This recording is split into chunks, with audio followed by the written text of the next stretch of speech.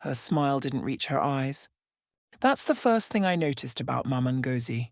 My husband, Chima, had warned me she was strict, but he didn't say she would make me feel like prey.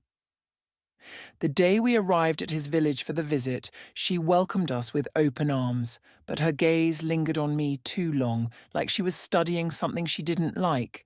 It started small, comments about how I cooked, how I dressed, how I laughed too loudly. In this family, we do things properly, she would say, smiling that cold smile. Chima told me not to worry. She's just old-fashioned, he said. But at night, I couldn't shake the feeling that something was wrong. The first strange thing happened on the second night. I woke up to the sound of soft footsteps outside the window. Our room was at the back of the house, facing the banana trees. At first, I thought it was the wind or maybe a stray goat, but then I heard whispers. Faint, hurried whispers in a language I didn't understand. I sat up in bed, listening.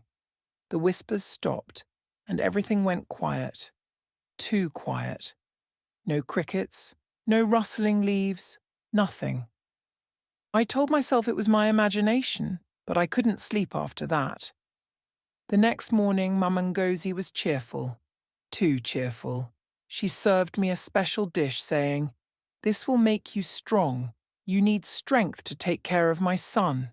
The food smelled off like burnt herbs and something bitter. I didn't want to be rude, so I tasted it.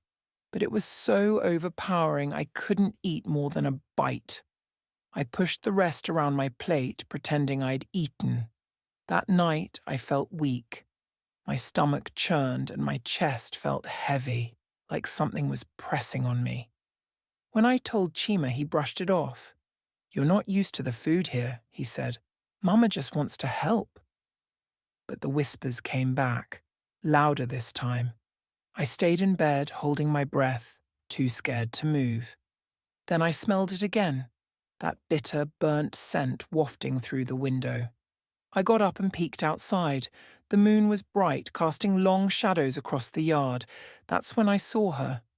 Mama Ngozi, standing near the banana trees, holding what looked like a small bundle of sticks wrapped in cloth. She was muttering something, her voice low and rhythmic. She wasn't alone. 3 other women stood with her, each holding similar bundles. They moved in a circle, their shadows twisting and bending in ways that didn't make sense. I ducked back down, my heart pounding. The next day I stayed in bed, claiming I was too sick to get up. Mama Ngozi didn't look surprised. She just said, "It's good to rest." Some things take time to adjust to. By the third night, I was determined to leave. I packed my things quietly while Chima slept, but just as I was zipping my bag, I heard the humming again. This time, it was closer. I froze, listening. The window creaked open slightly. A shadow moved against the wall, long and thin, like a hand reaching inside. I grabbed my bag and ran out of the room, not stopping until I was outside the house. I didn't wait for a car. I walked to the nearest road and flagged down a passing truck. The driver, an old man, didn't ask questions. He just nodded and drove me to the nearest town. When I got back to the city, I called an elder in my family.